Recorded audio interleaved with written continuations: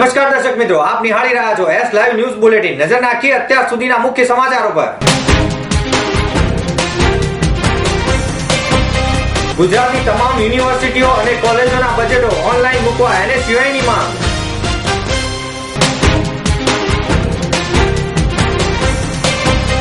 પાંડેની judicial custody માંગતી અરજી ફગાવાઈ।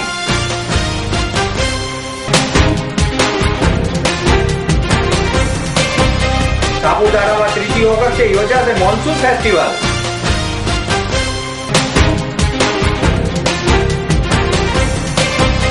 Mobile આધારિત ટિકિટ રિઝર્વેશન સુવિધા પૂરી પાડશે એરટેલ।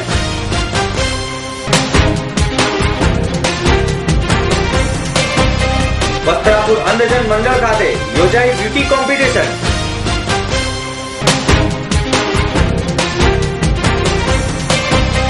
અમદાવાદમાં યોજાયો હેરસ્ટાઈલનો અનોખો શો। કોંગ્રેસની વિદ્યાર્થી પાંખ એનએસયુઆઈ દ્વારા રાજ્યપાલને આવેદન સુપ્રત કરી માંગણી કરવામાં આવી છે કે ગુજરાતની તમામ યુનિવર્સિટીઓ તથા કોલેજોએ તેમના બજેટ ઓનલાઈન મૂકવા જોઈએ। ઉપરાંત યુનિવર્સિટીઓ તથા કોલેજોમાં દર માસે વિદ્યાર્થી પંચાયતનું આયોજન કરી વિદ્યાર્થીઓના પ્રશ્નની જાહેર ચર્ચા કરવામાં આવે। એનએસયુઆઈના રાષ્ટ્રીય પ્રમુખ રોહિત ચૌધરીની આગેવાનીમાં આ પ્રતિનિધિ મંડળ राज्यपाल ने મળ્યું હતું। आज हमारे सभी गुजरात एनएसयूआई के साथियों ने जाके गवर्नर साहब को एक मेमोरेंडम दिया है, जिसमें हमारी प्रमुख मांग ये है कि जो जितनी भी हमारी गुजरात में यूनिवर्सिटीज़ हैं और कॉलेज हैं उनके सबके बजट ऑनलाइन हो जाने चाहिए। जितनी भी यूनिवर्सिटीज़ और कॉलेज हैं उसमें विद्यार्थी पंचायत होनी चाहिए, जिसमें वाइस चांसलर और प्रिंसिपल डायरेक्ट छात्रों के साथ अपनी समस्याएं बांट सके। इसके अलावा जो भी हमारे जितने भी गुजरात में कॉलेज और यूनिवर्सिटीज़ हैं उसमें सभी में डायरेक्ट छात्र संघ के चुनाव होने चाहिए। और जो मूलभूत सुविधाओं की कमी आज के दिन हमारी गुजरात में हो रही है हायर एजुकेशन में, उसके ऊपर उनका ध्यान केंद्रित करने के लिए आज हम सब लोग गए। आपने अभी दो यूनिवर्सिटीज़ ने अपना अनुमोदन दिया है बजट ऑनलाइन करने के लिए भी और विद्यार्थी पंचायत के लिए भी। उन्होंने बोला कि 15 अगस्त से पहले हम लोग कर देंगे, तो उसी को भी बेस बनाते हुए और पूरे हिंदुस्तान में भी हमारे 16 स्टेट में और 38 यूनिवर्सिटीज़ में ये सब लागू हो चुका है। तो वही बेस बना के हम सब ने राज्यपाल जी से रिक्वेस्ट किया है, उन्होंने हमको आश्वासन दिया है कि वो जल्द से जल्द इस पर कार्रवाई करवाएंगे। प्रदेश प्रमुख गुलाब सिंह जણાવ્યું કે ઉત્તર ગુજરાત યુનિવર્સિટીમાં બજેટ ઓનલાઈન 13 ઓગસ્ટ સુધીમાં થઈ જશે। इशरत जहां एनकाउंटर केस में आगोतरा जामीन पर मुक्त एवा आरोपी additional DGP P Pandey special CBI court में एडिशनल ज्युडिशियल मैजिस्ट्रेटे जारी करेलू बिन जामीन लायक वॉरंट रद्द करवा सीबीआई कोर्ट में हाजर थया हता, ज्यां सीबीआई आरोपी पांडे ने ज्युडिशियल कस्टडी में मोकली आपवानी कोर्ट समक्ष अर्जी करी हती। अर्जी पर पक्षकारोनी सुनावणीना अंते एडिशनल चीफ ज्युडिशियल मैजिस्ट्रेटे सीबीआई नी अर्जी हालना तबके टकवा पात्र नथी तेवी नोंध मूकी सीबीआई नी अर्जी फगावी दीधी हती। पीपी पांडे चंद्रमणी होस्पिटल थी एम्ब्युलन्स वान में अने बादमां व्हीलचेर में सीबीआई कोर्ट में हाजर थया हता।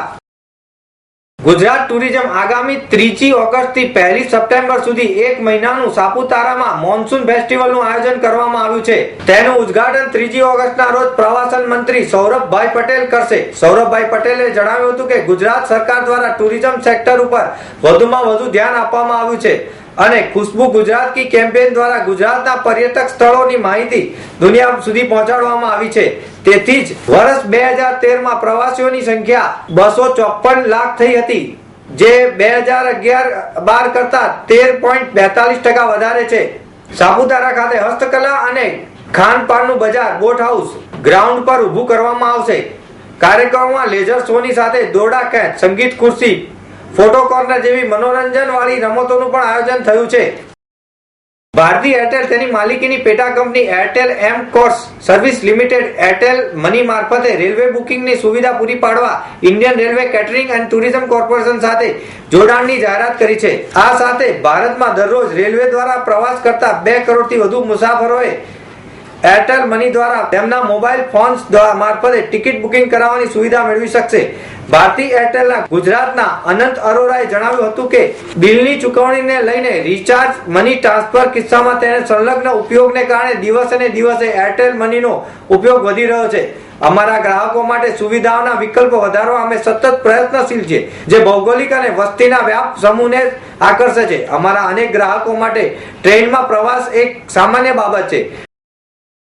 इनफैक्ट ये इंडिया का एक पायनियरिंग एफर्ट है एयरटेल की तरफ से, जो किसी भी फ़ोन पे आपको कोई ज़रूरत नहीं है कि आपके पास क्रेडिट कार्ड या डेबिट कार्ड होना चाहिए, या कोई हाई एंड फ़ोन होना चाहिए, या आपके पास डेटा कनेक्शन होना चाहिए। किसी भी फ़ोन पे कोई भी फीचर फ़ोन उस पर आप ऑटोमेटिकली कस्टमर को फ़ोन कर सकते हैं। एंड एयरटेल मनी जो हमारा एक सेमी क्लोज वॉलेट है उसके साथ में कनेक्टेड है डायरेक्टली। आप ये सोच लीजिए कि जो एक आम आदमी के लिए जिसके पास कंप्यूटर का एक्सेस नहीं है, उसके लिए एक IRTC के बिना लाइन में खड़े हुए बिना बीच में कोई मिडिल मैन या एजेंसी के बहुत ही ओवरवेलिंग रिस्पॉन्स है। कॉमन आदमी जो वो तो इसको मतलब एक्चुअली जिसको लाइन में खड़ा होना पड़ता था बीच में, या तो किसी मिडिलमैन को एजेंसी को पैसे देने पड़ते थे, अपना काम छोड़ करके एक दिन की वो मजदूरी छोड़ता था, उनके लिए एक्चुअली ये तो एक बड़ी ब्लेसिंग है। इस तरीके से मतलब जब भी कोई टेक्नोलॉजी आती है जो कॉमन आदमी को मदद करती है, नॉर्मली टेक्नोलॉजी थोड़े से प्रिविलेज सेक्शन को हेल्प करती रही है, ये ऐसे मूव्स हैं। वेरी हैप्पी कि भारतीय एयरटेल ने अपना जो प्रॉमिस रखा है हमेशा पायनियरिंग रही है अपनी नई चीज लाने में। ટિકિટ રિઝર્વેશન માટે IRCTC સાથે અમારું જોડાણ ખાસ કરીને અમારા શહેરી ગ્રાહકોને બેંક એકાઉન્ટ અથવા તો ઇન્ટરનેટ સુવિધા વિના પણ ટિકિટ બુકિંગની સુવિધા મળે તે માટેનો છે।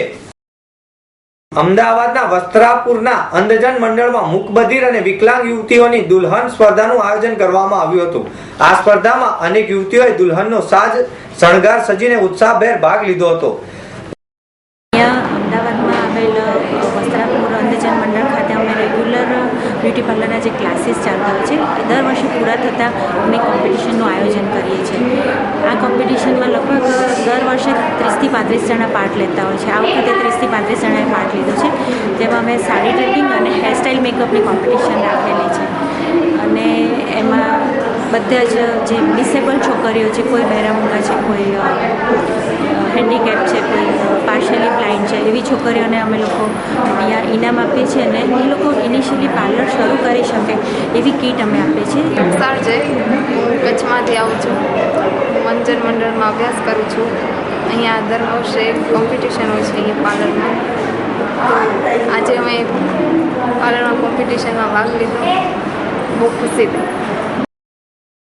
વધતી મોંઘવારી વચ્ચે સામાન્ય પરિવારોને ઘર ચલાવવું મુશ્કેલ બન્યું છે, ત્યારે યુવતીઓને બ્યુટી ટ્રીટમેન્ટનું શિક્ષણ આપી પગભર બનાવવાનું કાર્ય વસ્ત્રાપુર અંધજન મંડળ ખાતે ચાલી રહ્યું છે, જેમાં 25 ડી-સેલ યુવતીઓને ટ્રેનિંગ આપવામાં આવી હતી।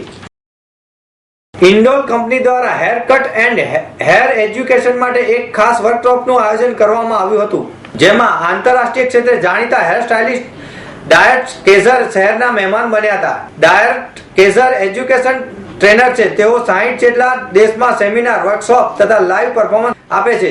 તેઓ 5 વર્ષ સુધી મિસ ઓસ્ટ્રેલિયાના હેર સ્ટાઇલિસ્ટ રહી ચૂક્યા છે। તેઓ પહેલીવાર શહેરના મહેમાન બન્યા હતા। આ કાર્યક્રમમાં અમદાવાદી મોડલ્સે સ્ટેજ પર હેર કટ કરી લાઈવ પરફોર્મન્સ આપ્યું હતું, તેમજ આ કાર્યક્રમમાં ઉપસ્થિત ગુજરાતના 150 જેટલા અલગ અલગ સલૂન ઓનર્સ તથા હેર સ્ટાઇલિસ્ટોને કેવી રીતે હેર કટ કરવા જોઈએ તેમજ લોંગ હેર, શોર્ટ હેર અને મીડિયમ હેર કટ કઈ રીતે લાઈવ ડેમો બતાવવામાં આવ્યો હતો। તેમણે અત્યારે ચાલી રહેલી હેર ટ્રેન્ડને ધ્યાનમાં રાખીને જણાવ્યું હતું કે અત્યારે romantic youth, pure simplicity, black ટીટ્સ, ગ્લેમર, હેક એટ અને 3D ડ્રીમ્સ ઇન ડિમાન્ડ છે। તો મિત્રો, આ હતા અત્યાર સુધીના મુખ્ય સમાચાર। સમાચારની ખાસ ગતિવિધિ માટે આપ નિહાળતા રહો S Live ન્યૂઝ બુલેટિન। નમસ્કાર।